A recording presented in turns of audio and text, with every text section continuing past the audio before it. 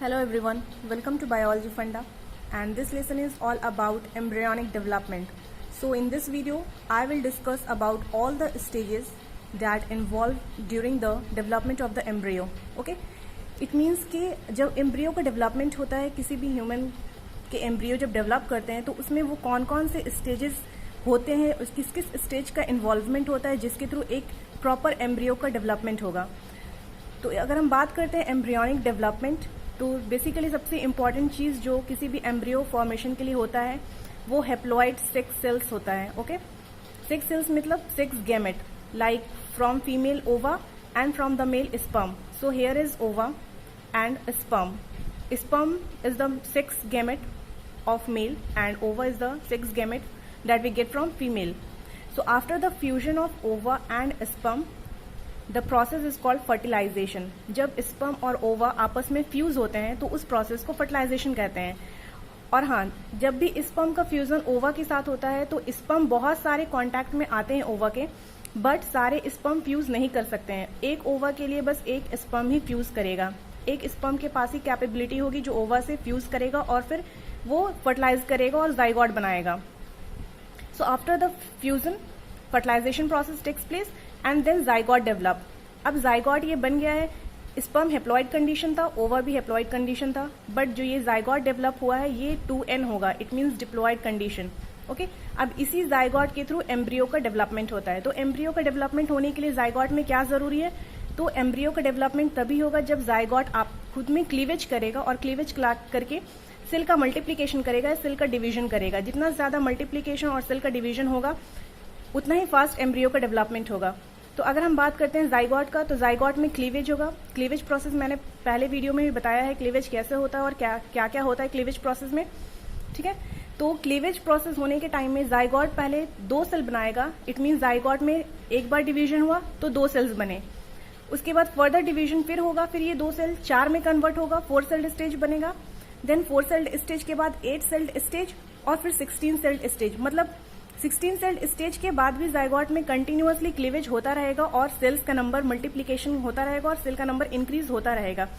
तो इस कंडीशन में क्या होता है कि जो ये सेल जितने भी बन रहे हैं 2, 4, 8, 16, 32 जितने भी सेल बन रहे हैं, इन सारे सेल्स को हम ब्लास्टोमेयर कहते हैं. ओके, अब ब्लास्टोमेयर्स तो सारे सेल को कह रहे हैं, लेकिन इसमें भी कुछ स्पेसिफिक है. जैसे कि अगर 8 सेल और 16 सेल की बात करें तो ये 8 सेल से 16 सेल वाले स्टेजेस के जितने भी सेल्स होते हैं उन सारे सेल्स को हम मॉर्यूला कहते हैं. मतलब ये स्टेज हमारा मॉर्यूला कहलाएगा जिसमें 8 सेल से 16 सेल बनेंगे.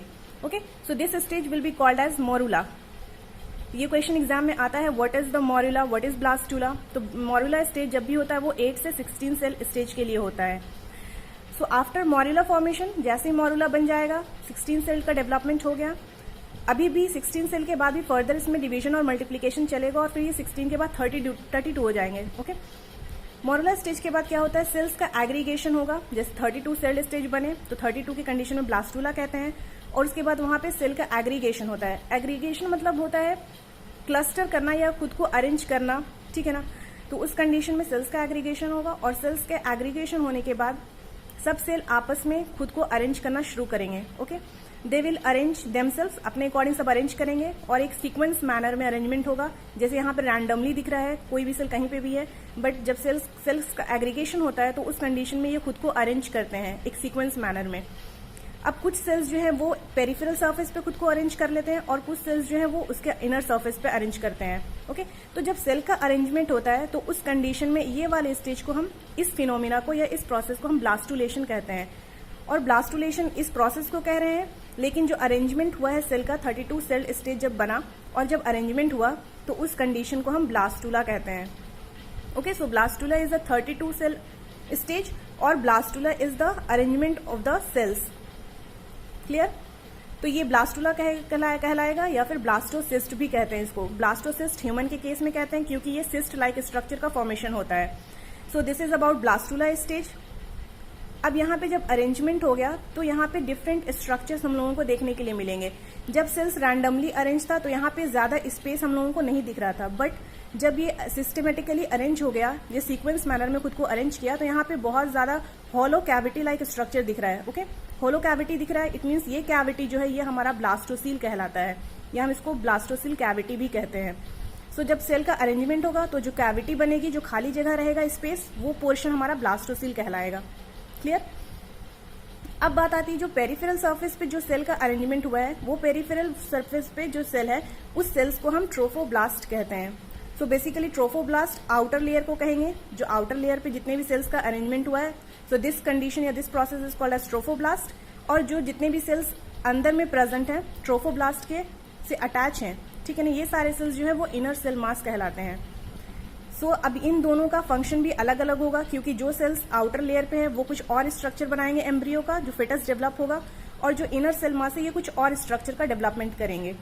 तो अगर हम बात करते हैं ट्रोफोब्लास्ट जो आउटर लेयर है, आउटर लेयर के जितने भी सेल्स हैं ये कौन सा स्ट्रक्चर बनाते हैं, तो हम लोगों को पता होता है कि जब एम्ब्रियो का डेवलपमेंट होता है तो वहां पे 3 जर्म्स लेयर का यूज होता है, that is ectoderm, mesoderm and endoderm. So वो इक्टोडर्म, मेसोडर्म और इंडोडर्म का जो फॉर्मेशन होता है वो इस ट्रोफोब्लास्ट लेयर की वजह से होता है। ओके, जो आउटर लेयर के सेल्स होते हैं ये डेवलप करते हैं जर्म लेयर्स। अब जो इनर सेल मास वाले जो सेल है जो अंदर की तरफ है, ये सेल का क्या काम होता है, तो ये खुद को डिफरेंशिएट करते हैं एम्ब्रियो बनाने में। सो एम्ब्रियो का जो डेवलपमेंट होता है वो इनर सेल मास के थ्रू होता है, और उसमें जो भी जर्म लेयर्स बनेंगे एम्ब्रियो में वो ट्रोफोब्लास्ट लेयर के थ्रू बनेंगे। तो ये बहुत इंपॉर्टेंट पॉइंट है कि इनर सेल मास का क्या रोल प्ले करता है एम्ब्रियो डेवलपमेंट में, और ट्रोफोब्लास्ट क्या रोल प्ले करता है। ओके, और जो कैविटी होगा ब्लास्टोसिल कैविटी कहलाएगा। So this is all about the embryonic development stage, कैसे कैसे क्या होता है, कौन कौन से प्रोसेस चलते हैं, and this whole topic is very important. ये क्वेश्चंस सीबीएसई बोर्ड में भी आते हैं और इससे कॉम्पिटिटिव एग्जाम्स में भी आते हैं। ओके, अगर हम इसे डायग्रामेटिक रिप्रेजेंटेशन के थ्रू भी समझना चाहें तो हम उसे भी समझ सकते हैं इजी वे में। So let's see the diagrammatic representation. So here we can understand the whole scenario of embryonic development. What will happen? First, the sperm will fuse with the egg and there will be formation of the zygote. Then forming zygote in the oviduct or fallopian tube, the zygote start moving towards the uterus because main embryo formations take place in the uterus. Here the zygote start division process or the cleavage process, and then it will start multiplication and forms various number of cells. So the 8 to 16 cell stage is called as morula stage, and after that the 32 cell stage is called as blastula stage, and then there will be arranging of the cells will take place. They will arrange in sequence manner. So the peripheral surface, the cells that arrange in the peripheral surface will form trophoblast, and the cells that arrange inside the cell or inside the zygote, they will called as inner cell mass. So that inner cell mass will differentiate into embryo, and the trophoblast functions in embedding itself in the uterus of the mother, so that this process is called as implantation.